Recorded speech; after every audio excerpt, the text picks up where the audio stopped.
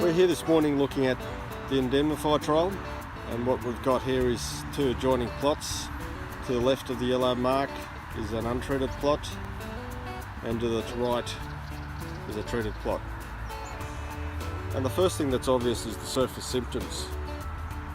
In this untreated, we can see there's discoloration, loss of turf density on the surface.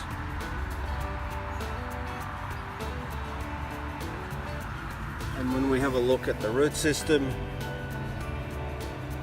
it's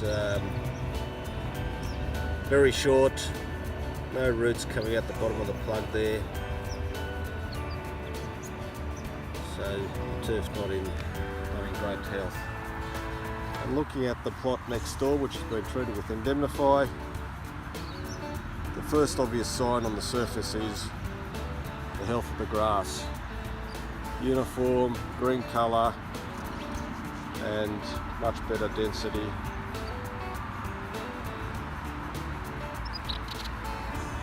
And having a look at the root system, we've got roots coming out the bottom of the plug there. So a deeper, denser root system. So the response from the indemnify treatment on the turf quality is very obvious, certainly on the surface, and when we have a look at the root system as well. So we'll collect some plugs out of these plots, send them away and get them analysed. And this is a replicated trial, so there's 3 replicates of all the treatments, and then we'll have a look at the numbers and see how they correspond to what we're seeing on the surface.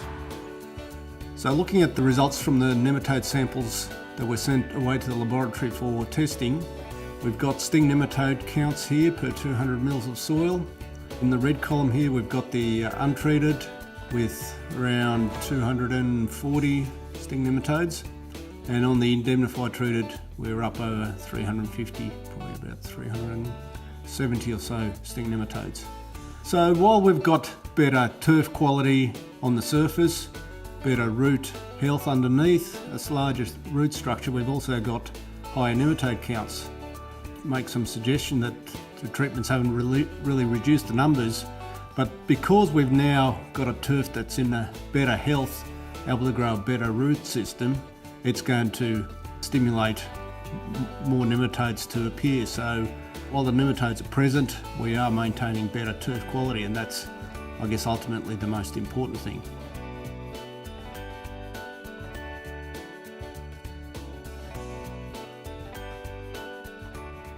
One of the other points is that nematodes occur in hotspots. They don't occur in a uniform distribution across a green. So this is some work from the University of Florida with Dr. Billy Crow, where he sampled a turf area, taking counts from 4 foot by 4 foot squares, and all those numbers you can see are nematode counts out of each square. So depending on where you sampled, you could get quite different results.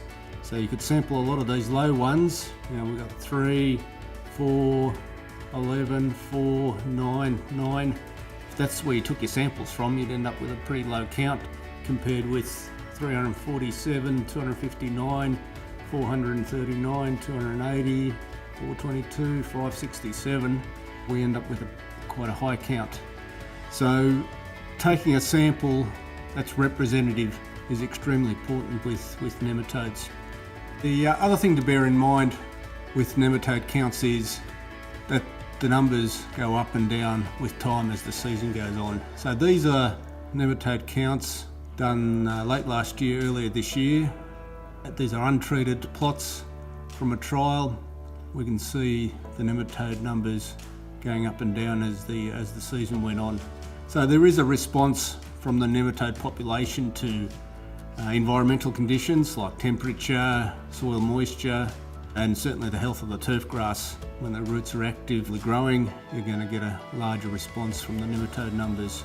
So the numbers do go up and down. So trying to take a sample at one spot in time and then another sometime later and interpret what effect a treatment might have had can be extremely difficult. So, more long-term monitoring helps even out some of that variation. But I guess ultimately the most important thing is what's the health of the turf grass, rather than being too focused on the nematode numbers.